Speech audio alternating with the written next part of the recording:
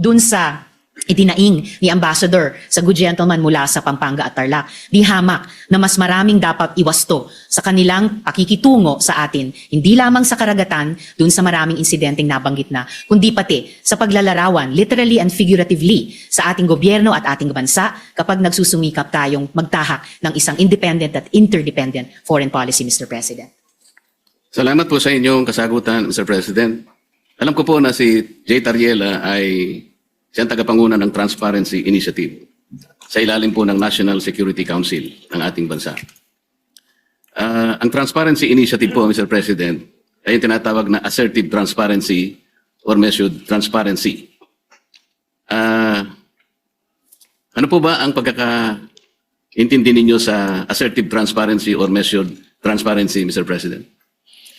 Sa pagkaintindi ko po, Mr. President, ang assertive transparency ay ibig sabihin, isa sa publiko, lahat ng mga importanteng engagement sa pagitan ng ating bansa at iba pang mga bansa, lalo na sa loob ng ating teritoryo. At particular dito, sa ating dynamic sa gobyerno ng China, ibig sabihin ay hindi magiging mahiyain ang ating gobyerno upang sabihin kapag nga may ganyang mga insidente tulad ng nagbunga ng pagkaputol ng daliri ng isang uniformed personnel natin, yung pansamantalang pagbulag at pagdinig sa ating mga personnel dahil gumagamit ng high-frequency radar o mga laser lights. At pati po yung, gaya ng nabanggit na rin ng good gentleman mula sa Tarlac at Pampanga, yung pagkait na makaresupply tayo ng maayos sa ating mga personnel sa mga lugar sa loob ng ating karagatan at teritoryo. Na hindi tayo o hindi ang gobyerno magiging mahiyain sabihin ito sa ating publiko at pati sa regional at international community. Bilang mga bagay na lubos na ikinababahala at nais iwasto ng ating gobyerno, whether ang lehislatura o ang executive, Mr. President. Ang inyo pong binanggit, Mr. President, ay napapaloob dun sa definition ng assertive transparency. Ngunit kung inyo pong isasaalang-alang, Mr. President, yung assertive transparency, ito po yung merong strategic objective na sa bawat balita na ating isa sa publiko o ipapaalam sa ating mga kababayan, ay kinakailangan meron tayong kaparaanan para sa ganun ay matiyak natin na ang ating paglalahad o pagbibigay ng impormasyon sa publiko ay hindi magiging cause ng panic o kaya ay maaaring ma-misinterpret ng publiko. Ibig sabihin, meron pong kaakibat na responsibilidad na maiwasan natin ang hindi pagkakaunawaan. Kasi pag nagkaroon po ng misinterpretation, lalo pong lalala ang isang maliit na problema. Yun nga ang nangyayari po sa atin ngayon, Mr. President, papalaki ng papalaki. Siguro kung pakakaiwasan pa natin yung mga bagay-bagay, lalong-lalo na sa pagsasalita ni spokesperson Tariela, imbes na po siguro papaliit ang ating problema, baka lalong lumalaki. May kasabihan po kasi tayo, Mr. President, na ang pagkakamali ay hindi may tutuwid ng isa pang pagkakamali. Maaring sabihin natin, may mali ang China. Ngunit, kung halimbawa sa kanyang paghahayag ng mga bagay-bagay na maaring malaman ng publiko tungkol sa mga inaakala nating pagkakamali o ginagawa nilang mali sa West Philippine Sea, siguro yun ay paalam natin sa paraan na hindi tayo makakagawa siguro ng lalo pang mas malaking pagkakamali na katulad po ng ginawa niya. Kailangan po bang gumamit pa siya ng mga cartoon caricatures para ipakita niya ang Pangulo ng China sa isang negative at isang nakakahiyang mga pamamaraan. Alam po ninyo, Mr. President, dito sa ating tinatawag na West Philippine Sea na kinukuwenta nga nila yan, ito ay halos equivalent ng ating exclusive economic zone. Mas marami pa pong features ang Vietnam na okupado kaysa sa China. Meron din pong features na nasa loob ng ating West Philippine Sea na ngayon ay sinakop o occupied ng Malaysia. Tinanong nga ako ng Chinese ambassador, sana man lang o kaya gusto naming mangyari kung paano nyo pinakikitunguhan naman ang Vietnam sapagkat claimant din naman sila, pare-pareho tayong claimant.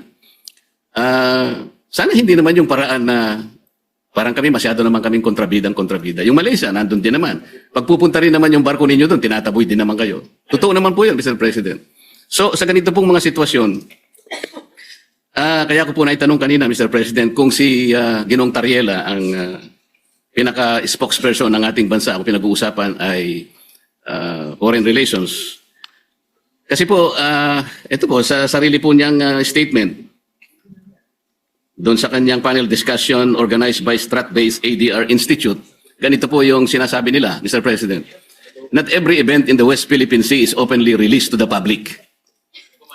The info must first go through the Information Working Group. Ito po ay kinabibilangan ng mga sumusunod, Mr. President. DND, AFP, DFA, DOJ, National Security Council, at saka yung PCG, yung Philippine Coast Guard. Ito po yung National Task Force sa West Philippine Sea. Kapag ka po yung IWG, ito po yung, ay na-process na po yung information at nagkaroon ng desisyon na i-release, tsaka lamang po i-release. Ibig sabihin po nito, talagang pinakaiingatan din natin na kahit paano ay makagawa tayo ng diplomatic kings or whatever. Ganun po dapat sana ang magpakaingat sana sila. Lalong-lalo na nga po ay meron na nga tayong problema. Karaniwan po kasi sa mga bansa na merong ganitong disputes. Kagaya po ng sinasaad po ng ating Book 4, Title 2, Chapter 1 ng ating Executive Order 292, Mr. President. Ito po yung tinatawag nating Administrative Code of the Philippines. Pagka pinag-uusapan po ay foreign relations talaga, ay ang Department of Foreign Affairs ang dapat po sana ang opisyal na magpapaliwanag o magko-convey ng ganong klaseng pagpapaliwanag o anumang gustong i-convey sa ating mga karatig bansa. Ginoong Pangulo, masasabi po ba natin na si Ginoong Tariela ay nakikipag-coordinate sa bawat salitang bibitawan niya sa publiko, lalong-lalo na yung sinasabi niya na kailangan informahan ng public? Kiniklear po niya kaya ito sa Department of Foreign Affairs, gayong ito ang official organ ng ating pamahalaan. Para sa ganun ay maiwasan po natin ang lalo pang pagkakamali. Sa tingin ko po, Mr. President, dahil meron tayong pong presumption of regularity, lalo na sa pagitan ng legislatura at saka ng executive, opo, nananalig ako na nagko-coordinate si Commodore Tariela, nagko-coordinate ang buong National Task Force on the West Philippine Sea sa lahat ng mga departamento na bumubuo at gumagabay sa kanila, lalo na ang Department of Foreign Affairs. At bilang miyembro ng legislatura, hindi po ako makikialam kung ano ba ang mga dynamics nila or kung maganda ba or hindi maganda ang kanilang working relationship on any one day or the other. Basta para sa akin po, bilang isang mambabatas, meron akong presumption of regularity dun sa pagkilos ng buong National Task Force on the West Philippine Sea, and in this particular case, lalo na kay Commodore Tariela. And i-shift po natin o lakihan po natin yung magnifying glass na meron po tayo ngayon.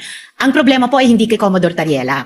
Ang problema talaga ay sa kondukta ng Chinese government, sa kasalukuyang dynamics. Kung sumasakit ang loob nila dahil ayon sa kanila masyado naman silang kontrabida. I'm sorry, in this particular case, sila talaga ang pinaka-kontrabida. Hindi po nila pwedeng sabihin na mas marami namang ino-occupy ang Vietnam, may mga kasalanan din ng Malaysia. Opo, alam natin may iba't ibang claimant country sa buong South China Sea at yung iba ay kumbaga karibal din natin sa mga claims natin bilang Pilipinas. Pero hindi naman ina-attack ng Vietnamese Navy ang Navy at Coast Guard natin. Hindi naman dinedenay ng Malaysia ang mga mangingisdang Pilipino makapangisda sa sarili po nating karagatan. At I beg to disagree, Mr. President, with all due respect sa Ginoo mula sa Pampanga at Tarlac. Ang pinag-uusapan po natin at ang pinagmumulan nitong mga malalim na pagkabahala natin, hindi po ito maliit na problema. Napakalaking problema po nito. Isa sa pinaka-malaking problema natin sa ngayon.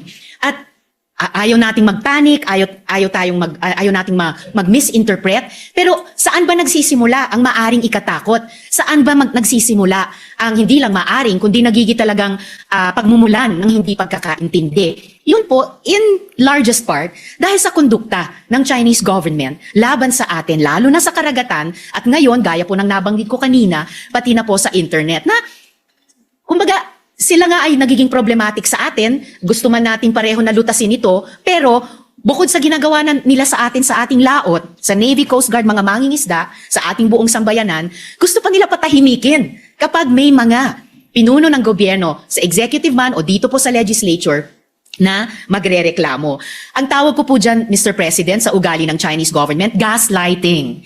Sila na nga ang gumagawa ng mali, mamasamain pa nila kapag pinuna ng ating panig, ng ating gobyerno, tayo pa ang may kasalanan at sila pa ngayon ang biktima. Classic gaslighting behavior po yun. Napaka-negative na psychology yan kung sa individual na tao po or kung sa interpersonal na mga relasyon. And dapat huwag gagawin yan, huwag gagamitin yung ganyang cheap tactic nila. Lalo na po sa foreign relations, lalo na kung totoong gusto nilang lutasin natin ng maayos ang hindi maliit, kundi napakalaking problema nito, Mr. President. Mr. President, sa tanong ko po kanina kung ikinukonsulta ni Ginoong Tariela sa DFA ang kanyang mga ginagawa at pagpapahayag sa publiko, at ang sinagot po ay siguro naman po, maaari sapagkat yung pong presumption of regularity. Alam po ninyo, nakausap ko ang Secretary of the Department of Foreign Affairs. Hindi po siya nakikipagkonsulta. Sa totoo lang, sa tansya ko po, nung nag-uusap kami, ayaw din po ng DFA yung ginagawa ni Ginoong Tariela. Nahihirapan nga po sila. Yun ang pagkakasabi sa akin. Dahil imbes na makatulong sa kanilang gawain at sa kanilang responsibilidad na panatilihin natin, yung gawin ba nating kahit na medyo mahirap. Ang sabi ko nga sa Chinese Ambassador, Mr. President, alam kong mahirap ang kalagayan natin. Pero kung papayag ka na, ikaw baka ako naniniwala na pwede tayong magsimula na ang lahat ng isipin natin, lahat ng gawin natin ay mga bagay na pwede natin pagkaintindihan. Pwede tayong magkasundo. Doon tayo mauna. Iyan ba naniniwala ka? Naniniwala po sila, Mr. President. Kapag nagsimula tayo sa mga bagay na pwede natin pagkasunduan, halimbawa, sabi ko, yun na lamang ka akong mga isda. Alam ko, ako, ang isda. Walang may-ari niyan. Common yan eh. Yan pwede natin pag-umpisahan sa pamagitan ng traditional fishing rights. Sapagkat yung prinsipyo niyan, sabi kong ganyan, although it is covered by international law, hindi ka ako pinag-uusapan dyan ng teritoryo. Kasi kapag ka ang pag-uusapan, napunta na sa teritoryo, problematic na eh. Pero pag-usapan muna natin ang mga isda. Sabi ko sa kanya, Sir President, nagawa ninyo sa Vietnam, nagkaroon kayo ng gulo dyan. Pero bakit nyo nagawa? Nagkaroon kayo ng agreement na partisyon nyo ang isang sukat ng karagatan doon sa Tonkin Gulf sa Vietnam. Nakagawa rin kayo ng ganyang klaseng pag-uusap at kontrata sa pagitan ng inyong bansa at ng Vietnam. Tungkol sa isda rin. At kahit may tingal labanan ninyo sa pagitan ng, ng Japan at ang bansa ninyo, nagawa nyo rin sa Japan. Ibig ko sabihin, meron tatlong pangyayari dito sa panig ng ating mundo na nagawa nating ayusin kahit isda lang ang pinag-umpisahan natin. Hindi ba natin pwedeng gawin dito sa ating bansa? Sabi niya, pwede. Kaya lang, pakaiwasan naman natin itong ganito kasi, sabi niya. Kami naman nakahanda naman kami. At alam ko, Mr. President, nabasa ko sa dyaryo kaninang umaga, 17 yata sa ating mga fishermen ang kanilang sinalba. Mga bagay na pwede naman nating pasalamatan din sila. Kasi po kung, ako po, ayoko din ang ginagawa nila. At sinabi ko rin naman sa kanya ng harapan. Bilang Pilipino, sabi ko, masakit naman ka kung makita ko yung aming mga mangingisda na talagang kinakanyon yun ng tubig. Naintindihan naman namin yun, sabi niya. Kaya ang gusto namin, makagawa tayo ng mapag-umpisahan natin. Ngayon, kung halimbawa si Commodore Tariela, habang nag-uusap tayo, nagpapakita ng ganitong mga memes at saka yung mga caricatures na negatibo, Mr. President, hindi po nakakatulong eh. So, ano po ba yung ating moving forward? Wala na ba tayong gagawin kundi puro patutsadahan na lang? Hindi po makakabuti sa pagitan ng dalawang bansa natin. Kaya lang naman po ako tumayo para imungkahi ang ilang bagay-bagay sana na makakatulong. Maaring mahirap po sa umpisa. Ang imumungkahi ko nga po sana, Mr. President, kung meron po tayong panahon sa ating mga committee hearings, imbitahan po natin ang Coast Guard, ang Department of Foreign Affairs, at kung sino po ang may kinalaman dito sa West Philippine Sea o kung tawagin po natin ay Exclusive Economic Zone sa pagitan ng napaloob po sa South China Sea. Para po yung komplikasyon po dito na napakarami, kasi yung batas po natin at yung ating administrative issuance na nangyari sa mga nakarang araw at yung mga ginawa nating batas kamakailan lang, hindi ko nagkakamali 2024, hindi po consistent talaga eh. Lilitaw po meron tayong mga bansa, meron po tayong mga features na inoccupy natin. Labas po sa ating exclusive economic zone. Ipakikita po natin yun. Kasi kung wala tayong masusing pag-aaral, nababanggit ko nga po kung minsan, Mr. President, hanggang ngayon, wala po talagang malinaw na coordinates kung ano ba talaga ang pinaka-area ng ating West Philippine Sea o Exclusive Economic Zone. Siguro magsimula po tayo doon kasi yung iba, misinformation na po yung lumalabas eh. Napaka-komplikado po nito kung pag-uusapan po natin yung mga features na yan at kung ang magiging centerpiece po ng ating foreign policy, ipag-awayin na lang natin ang mga bato sa South China Sea. Palagay ko po nalilihis po tayo. May malaki po sigurong mga dapat pag-usapan at napakalaki ng China, napakamayaman ng ekonomiya ng bansa na pwede po natin sigurong maging siguro kakampi sa mga darating pong mga panahon kung maisasantabi po natin ang mga sigalot na namamayani sa ating bansa. Maraming salamat po, Mr. President. Maraming salamat po sa ating